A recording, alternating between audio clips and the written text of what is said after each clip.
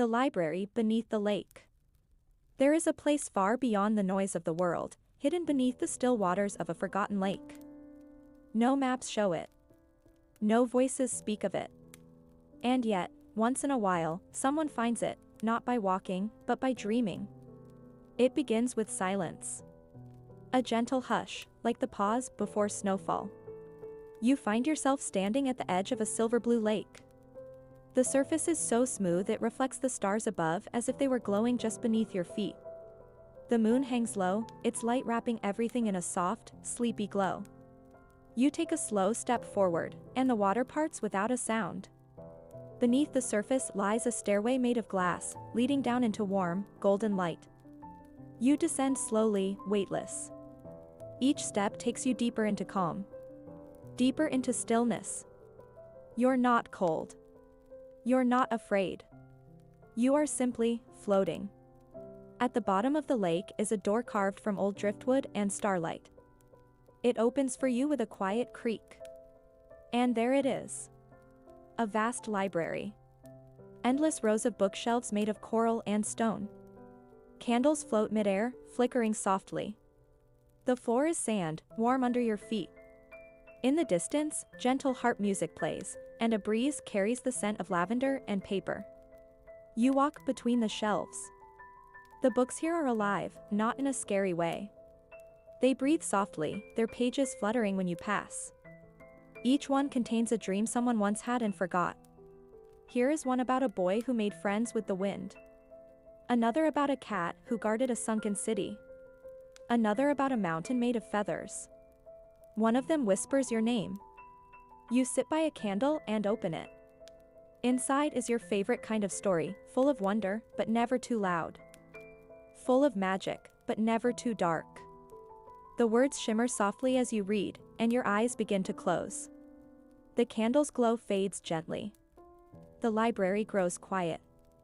And the lake above ripples once, then stills. You are safe. You are home. And the story will be waiting when you wake. The whispering lanterns. You don't remember falling asleep in the chair, only that it felt like drifting on a slow tide. The book in your lap is still open, though the words have faded into blank pages, not empty, but waiting. The library around you has changed. It's darker now, but not cold. The air is thick with a golden hush, and the silence hums like a lullaby. Above your head, dozens, no, hundreds, of lanterns float in slow spirals. They glow like sleeping stars, each one gently bobbing as if breathing with you. One lantern drifts lower than the rest. It's smaller than the others. Its light flickers in soft blues and purples, and as it floats near your shoulder, you hear it whisper, not with a voice, but with a feeling. Like a suggestion curled up in your chest. Come. You rise, barefoot on the warm wooden floor. The lantern glides ahead slowly, pausing every few steps, as if making sure you're following. The shelves part for you. The books here seem older, not in age, but in mood. Their covers are thick with velvet dust, their spines curled inward like sleeping cats. One emits a soft sigh when you pass. Another rustles its pages and tucks them back in like wings. The lantern leads you down a winding passage where the books become fewer, and the air grows lighter, filled with something like music, but quieter, a kind of hush that hums through your bones in a way that makes your heart beat slow. Finally, the corridor opens into a round room made of crystal walls and silken mist. There are no windows. No roof. Just open sky. The stars above are impossibly close, close enough to touch. They shimmer with the same glow as the lanterns, as if they were once the same. The moon is larger here. Softer. Not watching, just resting. The lantern stops in the center of the room. You sit beneath it, cross-legged on a cushion made of woven starlight, and the lanterns above begin to move. First one. Then 5. Then all of them, forming patterns in the air, glowing trails like paint strokes across the sky. They draw a deer with wings, galloping through the clouds. They draw a waterfall that flows upward, lifting boats like feathers.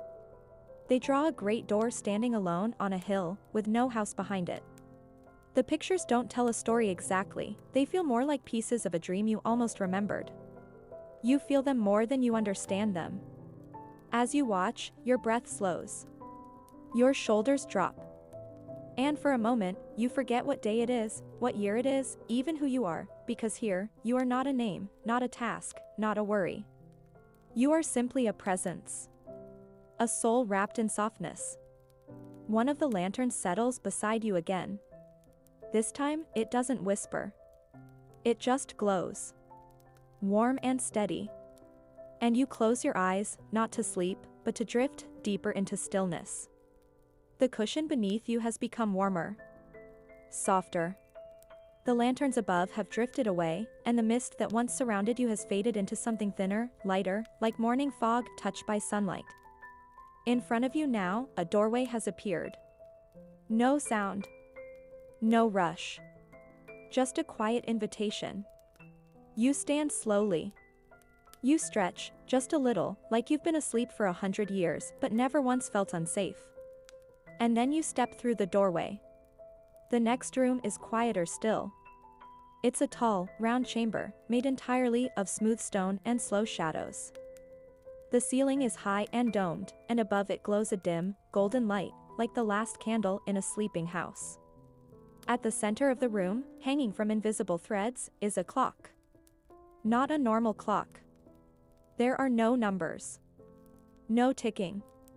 Its face is made of glass, and behind it, instead of gears, there is something that looks like slow-moving honey, time itself, dreaming. You walk to it. Its hands are still. Its pendulum doesn't swing. It floats in stillness, as if even the concept of time has curled up to rest in this place. There are no other sounds. No footsteps. No wind. Only your breathing, and the occasional blink of the clock's hands. Just once, every few moments, they twitch gently. Left. Right. Then pause again. Not because time is broken, but because it's waiting for you. You sit beneath the clock. The stone floor is warm, impossibly warm for something so ancient. You lean back against a smooth column and close your eyes for a moment. And then, you begin to feel it. Not time passing, but time releasing. All the moments you've carried in your chest like heavy marbles, the ones where you worried, where you hurried, where you wished for more hours in the day, they begin to float away, one by one. The clock hums. Softly.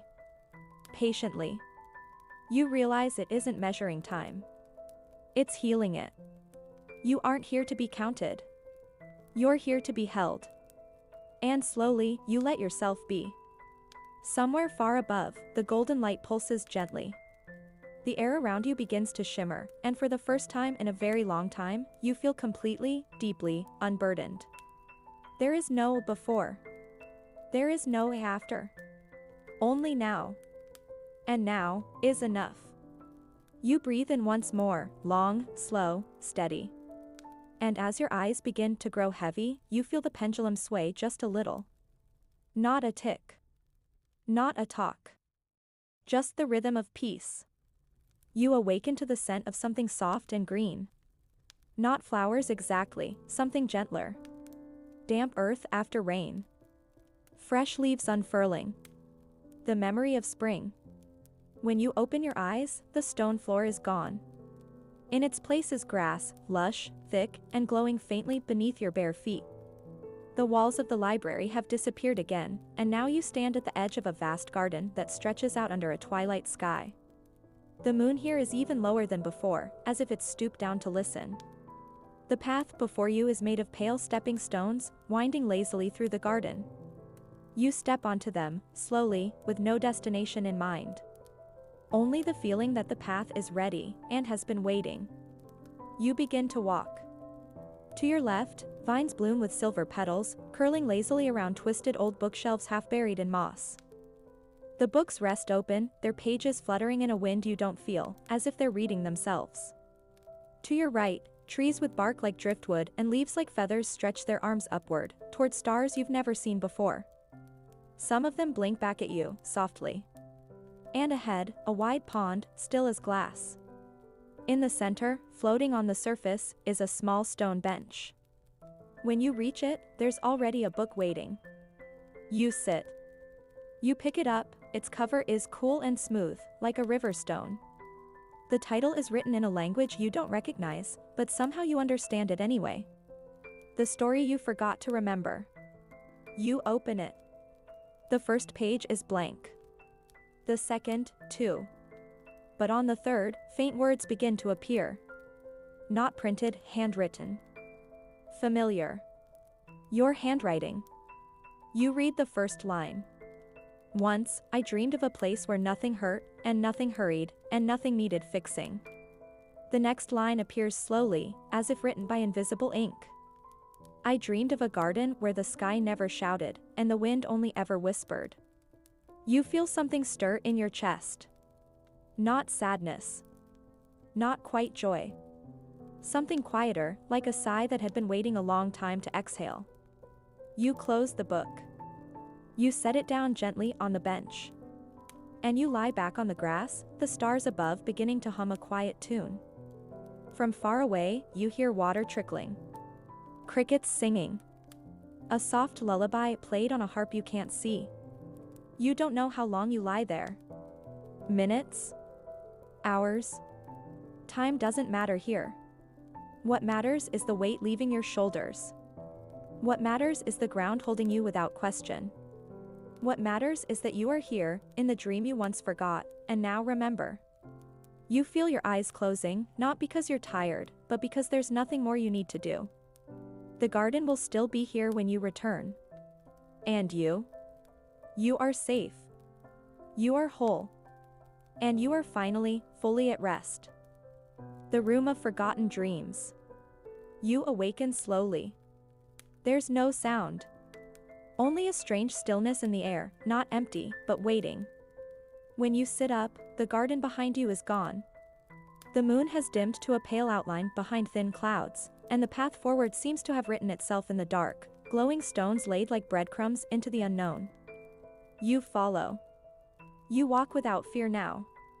The hush around you feels familiar, like returning to a room you once knew well but haven't entered in years. Soon, you arrive at a round chamber with no ceiling and no floor, just mist. Soft and silver, it swirls around your ankles. Suspended in the air around you are bubbles. Hundreds. Maybe thousands. They drift gently, glowing from within. You step closer to one, and inside you see a boy, younger than you remember being, chasing fireflies through a twilight field. Another bubble floats past. Inside it, a woman in a red scarf, sitting at a train window, watching snowfall for the first time. These are dreams. Not fantasies, but real dreams. Forgotten ones. The kinds you wake from with a full heart, but then lose before breakfast. They float here in this room, waiting to be remembered. You touch one. It bursts, not with a pop, but with a sigh. And the memory inside it fills you like warm tea. A forgotten kindness. A moment of laughter. A single, silent truth. You watch another pass. This one contains nothing but the sound of waves. That's all. And somehow, it's enough. You stay there for a long time, not gathering, not collecting, just noticing. Each forgotten dream you brush against reminds you that nothing is ever truly lost. Only sleeping. The door of returning. You find the final door without looking for it. It's not marked. It doesn't glow. It's just there, a simple wood, pale and warm, with a single phrase carved into the top. Until next time. The space around it is quiet. The dream bubbles have floated on. The mist has cleared. You are alone now, but not lonely. You approach the door and place your hand against it. It's warm, like a sunlit stone. And then, the library speaks. Not aloud. Not with words. But through you, a soft pulse in your chest. A whisper in your bones. It says, "You were always welcome here. And you always will be." You turn one last time and look back. The garden. The clock. The lanterns. The shelves. Everything still and waiting. Not sad. Not clinging. Just ready. For the next time. You open the door. And you rise. Not quickly. Not all at once. But gently, like leaves rising on the breeze. Back to your bed. Back to your breath. Back to the world. But different now. Because part of the library came with you. Chapter 7. The library within. You open your eyes, slowly. You're home. The room is dark, but not empty. The walls hold your memories now like pages. The ceiling breathes with moonlight. And somewhere deep in your chest, you feel it. The library. Not under the lake anymore, but inside you. It's stillness. It's peace. It's slow, dream-soft rhythm. It's in your hands when you hold a book. In your thoughts when you pause to breathe. In your voice when you speak gently to someone who needs it. It's in the quiet you carry with you into noisy places. You are the reader. You are the lantern. You are the dream. And the next time you close your eyes, the stairs will appear again. The candles will glow. The shelves will wait.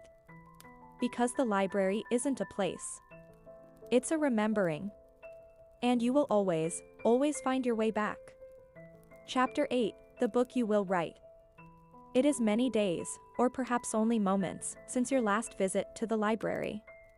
The world has returned in full, the ticking of clocks, the murmur of voices, the flickering of screens and streetlights. And yet, there is a difference. You move through the world a little slower now. Not because you are tired, but because you are listening. Every whisper of wind feels like a sentence you've heard before. Every reflection in a puddle seems to hold more depth than it should. Even the silence between your breaths feels full, as if someone is still reading aloud in the background of your life. And then one night. You wake in the early hours, not startled, just quietly awake. The stars outside your window look softer than usual. And beside your bed is a book. It wasn't there before. It's blank, every page untouched. Its cover smells faintly of old paper and lake water. There is no title. But there is a pen. Not one that writes for you. Not one that writes about you. This one is for the book you will write. It starts slowly, a line here, a memory there. You write the shape of a quiet feeling you had as a child. You write the sound of someone you miss. You write a single question and leave the answer for later. The pages welcome it all. There is no rush. No deadline. No reader but yourself. Each night, a few more words appear.